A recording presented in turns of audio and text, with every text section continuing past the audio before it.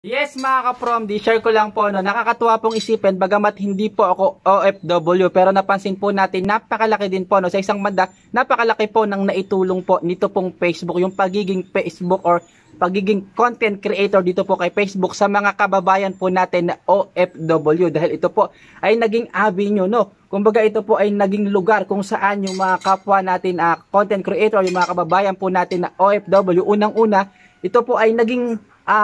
kumbaga kaaliwan, naging nagdulot po sa atin po ng ligaya, no, lalo po doon sa mga nasa ibang bansa, sila po ay na homesick, so nakatulong po ito para kahit papaano, hindi natin kahit papaano, talagang tayo po ay nalibang. At minsan ba stress ka sa trabaho, kaya minsan ay stress tayo dun sa mga amo natin, so nakakatulong po ito para tayo ay merong ibang mapagkaabalahan, makipag-interact sa mga kapwa natin content creator, mag-share ng ating mga thoughts na experience. At hindi lang yun, alam yung maganda, yung mga lugar kung saan nandun ang mga kapwa natin Pilipino sa iba't ibang mga lugar, ay talagang nagkakaroon din tayo ng ideya gaano ba kaganda yung mga lugar doon sa kanila.